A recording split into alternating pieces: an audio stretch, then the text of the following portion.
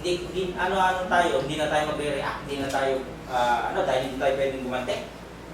So, hindi ito literal. Ano po? Bakit ko hindi sinabi literal? Kailangan natin mamaya. 539, 540. Kung ihabla ka ng sinuman at kunin ang iyong damit, ibigay mo na rin pati ang iyong balaban. Ano na nakawan mo? Oh, bago, ito pa cellphone ko. Ganon. Ay, di kinukonsinti mo yung magnanakaw. Ito pa yung wallet, nakalimutan mo. Pwede pa ako. Nakawin mo pa.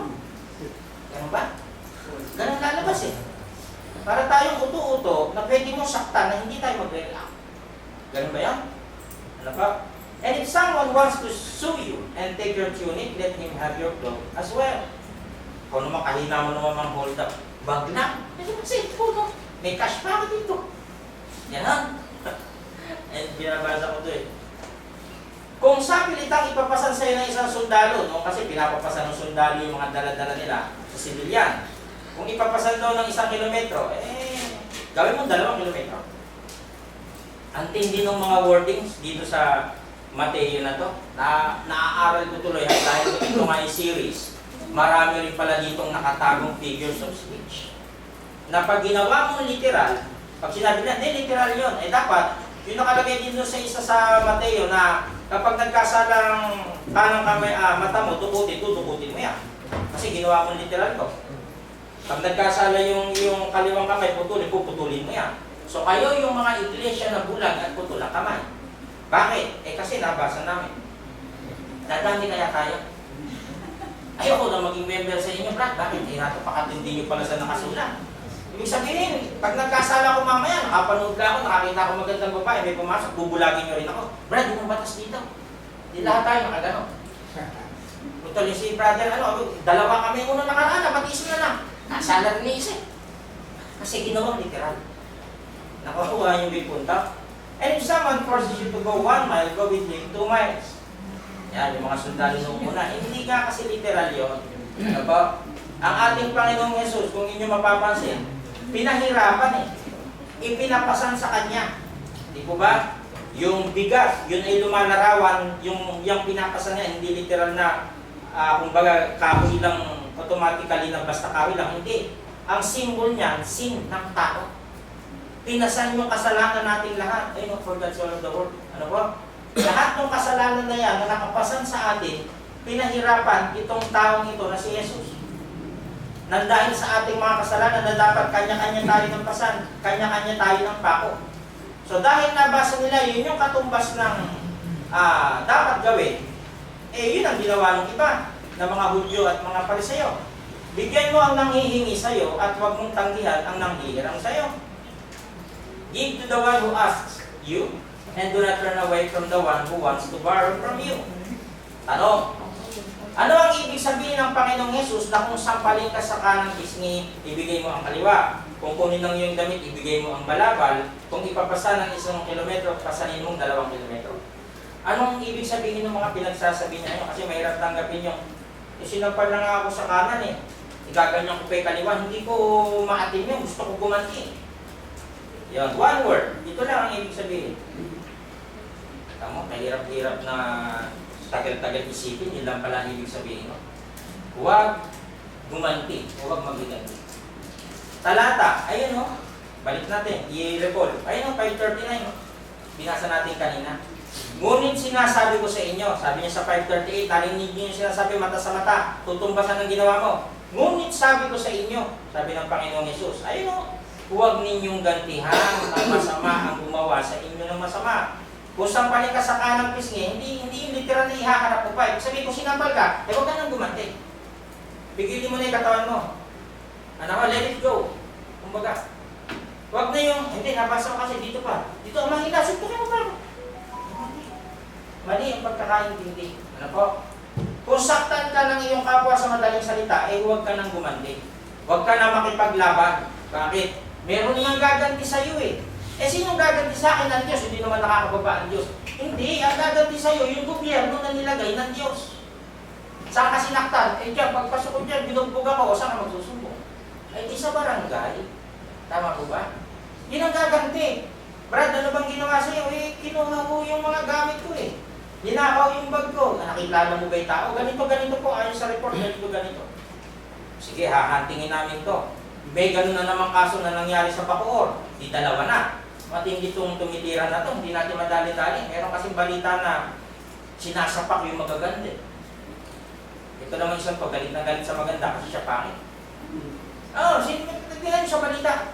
Meron galit na galit sa sinasaktan niya. Isa naman sinasabuyan ng asido. May mga ganitong mga tao na talagang gagawang ka ng masama. Diba? Ang hirap magpigil niya, hindi ka gagante. Ang hirap niya. Lalo kung tayo ay nasaktan. Pero utos ng Panginoong Yesus yan. Kung saktan ka, huwag ka nang gumanti. Kung sinampal ka, huwag ka nang gumanti. Ang hirap niyan. Bakit? Siyempre, pag nauna sa atin yung galit, gagalit ka talaga. Hindi ito literal na kapag sinampal ka sa kaliwa, ipapasampal mo pa ang kanan mong pisngin. Si Jesus ay nagsasalita ng salitang pagmamalabis. Ayan na. Yung tayutay o figures of speech. Diba? Ano nga yun? Sa ating mga estudyante sa teacher training program, yung mga nababasa, tingnan nyo po maigi. Ano po? Para maaral nyo siya. Yung tayutay o figures of speech, alam to ng mga kabataan, nag-aaral kayo eh. Diba?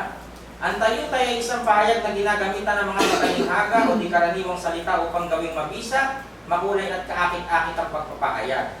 Eh bakit pa hindi dinirekta ng Panginoong Yesus na sabihin? Kasi nga nandun yung mga Pariseo. Diba? Ayon sa parables, binasa natin. Kaya nagsasalita ang Panginoong Yesus ng parables kasi upang kahit marinig nila, hindi ko maintindihan.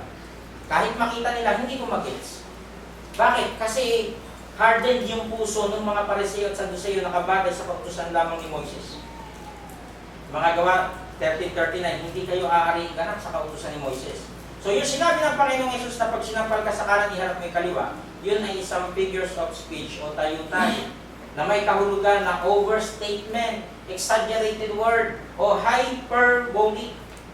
Nalaglag ang puso niya sa tuwa ng malamang nakapasa sa pagsusuri. Eh, literal bang nalaglag? Nanalo na pumasa lang sa pan-exam eh, nalaglag talaga? Asa yung puso mo, asa? Nakakabit pa. Ibig sabihin nalaglag, eh sobra akong tuwang-tuwa. Ayo. Ginamitan lang ng mga makulay na salita na napakaganda. Pero pag hindi mo na gets, eh, ganun ang mangyayari. Gagawin mong literal. O, ayan pa, yung mga example. Ginamit natin ito sa Revelation. Punong-puno ang book of Revelation ng symbols at figures of speech. Ayan, hyperbole, namuti ang kanyang buhok, kakahintay sa'yo. Eh, namuti pa talaga. Kahapon eh, kaitim-itim mo ah. Eh, kasi katagal-tagal. Usapan natin, alas 3 na. Hindi ko pa dumadating. Ayun ang ibig sabihin nun. Sobrang tagal mo. Naghihintay ako dito, hintay ako ng hintay sa'yo. Abot langit ang pagmamahal niya sa akin. Mga halimbawa, ibig sabihin, I love you so much. Bumabaha ng dugo sa lansangan. O di hanggang dito na, hindi ka na makahinga ngayon. Dahil bumabaha, gano'n, literal, hindi. Ibig sabihin, may nagsusuntukan, may nagsasaksakan, may nagbabarilan, bumabaha ng dugo sa lansangan. Umuulan ng dolyar, kinapilar, nang dumating ang siman. Ibig sabihin, nagpapamudmud ng pera, nagpapakain. Nabiyak ang kanyang dibdib sa sobrang pagdadalamhati. Ibig sabihin, masakit na masakit yung kanyang kalooban. Hindi literal na nabiyak, hindi mo nagbudugo. Gano'n. Ganon ang pag-unawa dun sa mga nakasulat po. Ano po? Sa sinasabi ng Panginoong Yesus. Hindi literal na ipapasampal mo ang magkabilang mukha mo. Walang gagawa niyan. Hindi tayo dadami dito pagka sinampal mo. Di ba? Ano ba ito? Slapping contest. Di ba? Oh. Nung siya sasampal eh, parang lamok lang. Nung siya sinampal ngayon, naklag eh. Di ba? Hindi ganon. Hindi ganun na talagang yun ang kasi nabasa. May mga ganun kasi na pinipilit na yun ang literal. Eh, delikado yung ganun pangunawa. Sasaktan mo pala yung member eh. Nagkasala eh, papadukot mo yung mata, papaputol mo. Hindi ganun. May mga wordings dyan ng ating Panginoong Yesus na talagang exaggerated. Ano ho? Yung daw may malalaking pananampalataya, mabuti pa yung kayo isang kamelyo, makakapasok sa karayo. Paano mo ipapasok yung laki-laki mo? Eh di ganun din figures of speech, hyperbole. Ano po? Na pangungusap.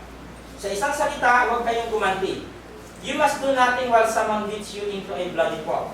He is speaking to believers who will experience persecution and hate from the world. Nasa chapter 5 tayo, inuusig sila sa kanilang pananampalataya.